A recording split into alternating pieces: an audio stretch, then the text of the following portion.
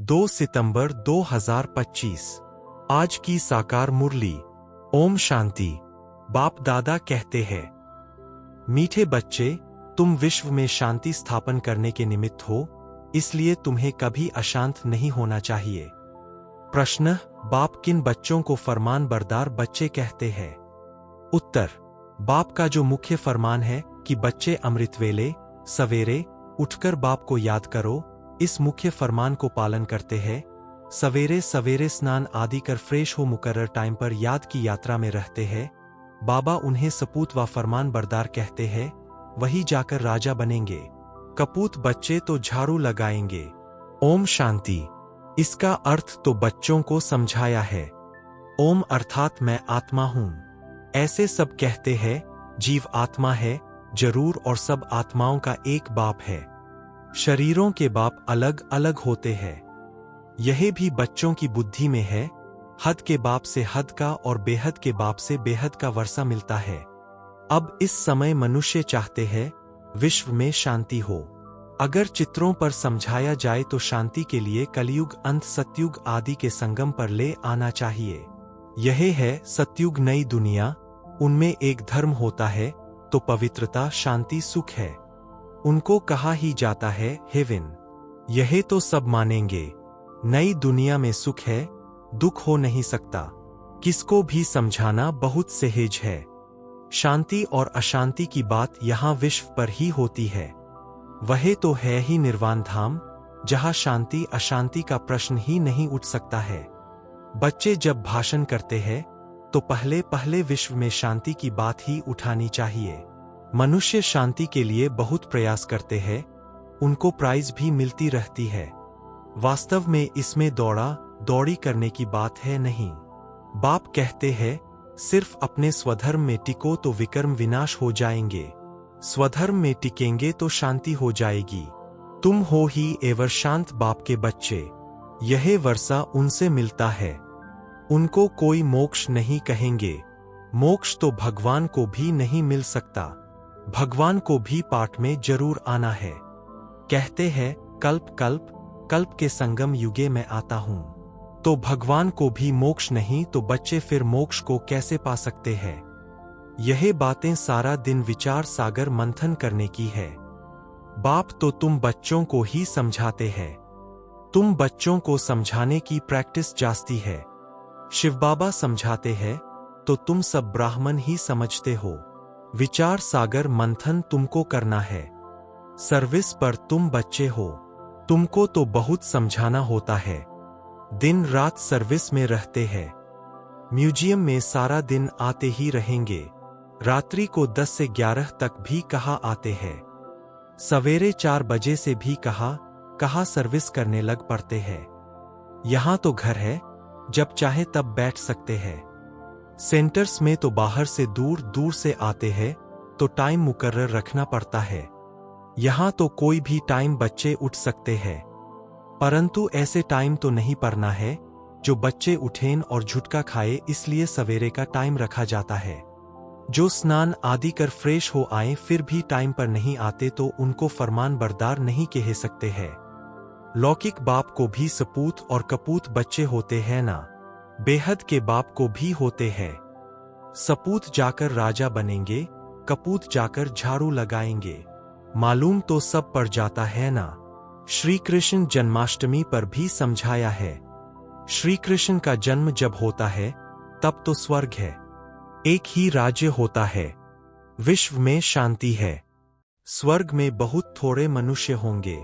वह है ही नई दुनिया। वहां अशांति हो नहीं सकती। शांति तब है जब एक धर्म है, जो धर्म बाप स्थापन करते हैं। बाद में जब और धर्म आते हैं तो अशांति होती है। वहां है ही शांति। 16 कला संपूर्ण है ना। चंद्रमा भी जब संपूर्ण होता है तो कितना शोभता है। उनको फुल मून कहा जाता है। त्रेता में 3/4 कहेंगे खंडित हो गया ना। 2 कला कम हो गई। संपूर्ण शांति सतयुग में होती है। 25% पुरानी सृष्टि होगी तो कुछ न कुछ खिट खिट होगी। 2 कला कम होने से शोभा कम हो गई। स्वर्ग में बिल्कुल शांति, नर्क में है बिल्कुल अशांति। यह समय है जब मनुष्य विश्व में शांति चाहते हैं। इनसे आगे यह आवाज नहीं था कि विश्व में शांति हो।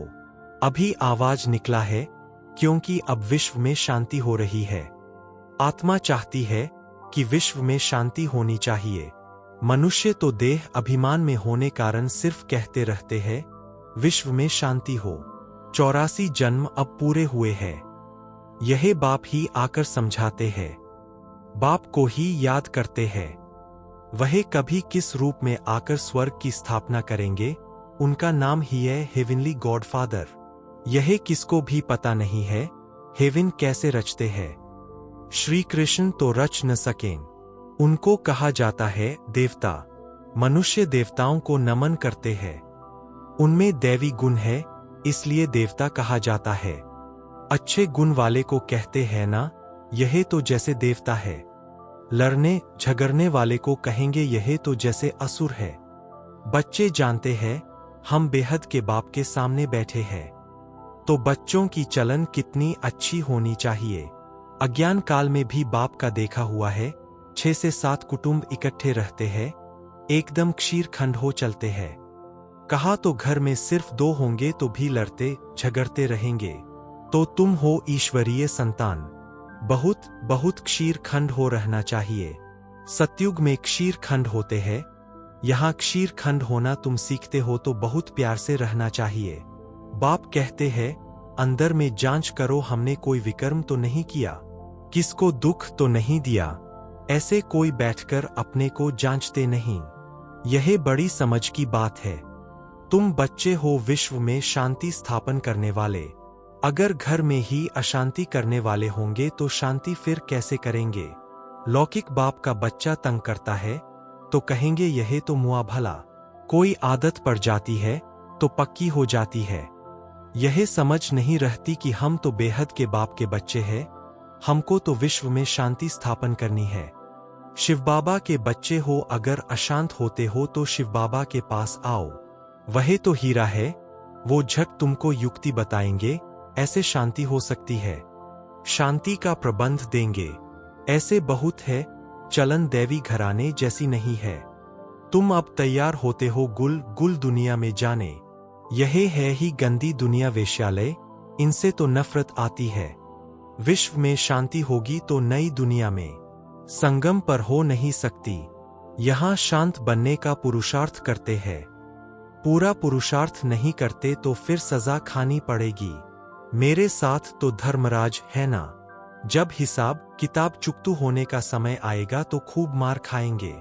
कर्म का भोग जरूर है। बीमार होते हैं वह भी कर्म भोग है ना। बाप के ऊपर तो कोई नहीं है। समझाते हैं बच्चे गुल गुल बनो तो ऊंच पद पाएंगे, नहीं तो कोई फायदा नहीं। भगवान बाप जिसको आधा कल्प याद किया उनसे वर्षा नहीं लिया तो बच्चे किस काम के। परंतु ड्रामा अनुसार यह भी होना है जरूर, तो समझाने की युक्तियां बहुत है। विश्व में शांति तो सतयुग में थी, जहां इन लक्ष्मी नारायण का राज्य था। लड़ाई भी जरूर लगेगी क्योंकि अशांति है ना। श्री कृष्ण फिर आएगा सतयुग में। कहते हैं कलयुग में देवताओं का परछाया नहीं पड़ सकता है। यह बातें तुम बच्चे ही अब सुन रहे हो। तुम जानते हो शिव बाबा हमको पढ़ाते हैं। धारणा करनी है, सारी आयु ही लग जाती है। कहते हैं ना सारी आयु समझाया है, फिर भी समझते नहीं है। बेहद का बाप कहते हैं पहले पहले मुख्य चीज तो समझाओ, ज्ञान अलग और भक्ति अलग चीज है। आधा कल्प है दिन, आधा कल्प है रात। शास्त्रों में कल्प की आयु ही उल्टी लिख दी है, तो आधा आधा भी हो नहीं सकते।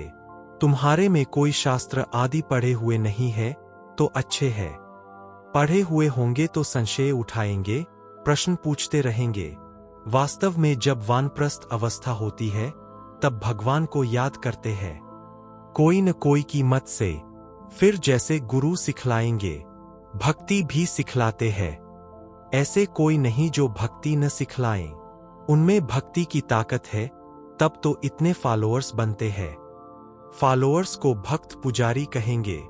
यहां सब है पुजारी, वहां पुजारी कोई होता नहीं।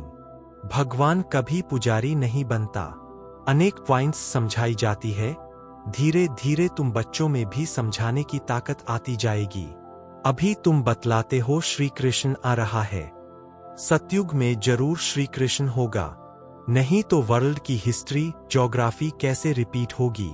सिर्फ एक श्री कृष्ण तो नहीं होगा, यथा राजा रानी तथा प्रजा होगी ना। इनमें भी समझ की बात है। तुम बच्चे समझते हो, हम तो बाप के बच्चे हैं। बाप वर्षा देने आए हैं। स्वर्ग में तो सभी नहीं आएंगे, न त्रेता में सब आ सकते हैं। झार आहिस्ते आहिस्ते वृद्धि को पाता रहता है। मनुष्य सृष्टि रूपी झार है। वहाँ है आत्माओं का झार। यहाँ ब्रह्मा द्वारा स्थापना, फिर शंकर द्वारा विनाश, फिर पालना। अक्षर भी यह कायदे सिर बोलने चाहिए। बच्चों की बुद्धि में यह नशा है। यह सृष्टि का चक्र कैसे चलता है, रचना कैसे होती है। अब नई छोटी रचना है ना, यह जैसे बाजोली है। पहले शूद्र है अनेक, फिर बाप आकर रचना रचते हैं ब्रह्मा द्वारा ब्राह्मणों की। ब्राह्मण हो जाते हैं चोटी। चोटी और पैर आपस में मिलते हैं। पहले ब्राह्मण चाहिए। ब्राह्मणों का युग बहुत छोटा होता है। पीछे है देवताएं। यह वर्णों वाला चित्र भी काम का है।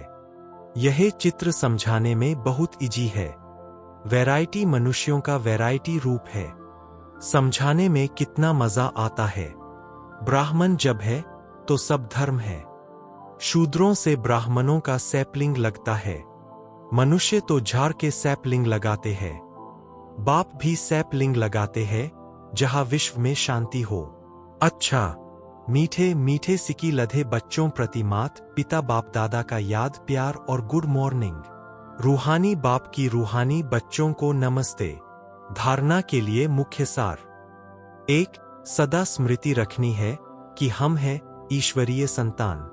हमें क्षीर खंड होकर रहना है। किसी को भी दुख नहीं देना है। 2. अंदर में अपनी जांच करनी है कि हमसे कोई विकर्म तो नहीं होता है। अशांत होने तथा अशांति फैलाने की आदत तो नहीं है। वरदान, पवित्रता की शक्ति द्वारा सदा सुख के संसार में रहने वाले बेगमपुर के बादशाह भव। सुख शांति का फाउंडेशन पवित्रता है। जो बच्चे मन वचन कर्म तीनों से पवित्र बनते हैं, वही हाईनेस और होलीनेस है। जहां पवित्रता की शक्ति है, वहां सुख शांति स्वतः है। पवित्रता सुख शांति की माता है। पवित्र आत्माएं कभी भी उदास नहीं हो सकती। वे बेगमपुर के बादशाह है। उनका ताज भी न्यारा और तख्त भी न्यारा है। लाइट का ताज पवित्रता की ही निशानी है। स्लोगन, मैं आत्मा हूं, शरीर नहीं। यह चिंतन करना ही स्वचिंतन है। अव्यक्त इशारे, अब लगन की अग्नि को प्रज्वलित कर योग को ज्वाला रूप बनाओ। पावरफुल योग अर्थात लगन की अग्नि, ज्वाला रूप की याद ही भ्रष्टाचार, अत्याचार की अग्नि को समाप्त करेगी और सर्व आत्माओं को सहयोग देगी। इससे ही बेहद की वैराग्य वृत्ति प्रज्वलित होगी। याद की अग्नि एक तरफ उस अग्नि को समाप्त करेगी, दूसरी तरफ आत्माओं को परमात्म संदेश की शीतल स्वरूप की अनुभूति कराएगी। इससे ही आत्माएं पापों की आग से मुक्त हो सकेंगी। अच्छा, ओम शांति।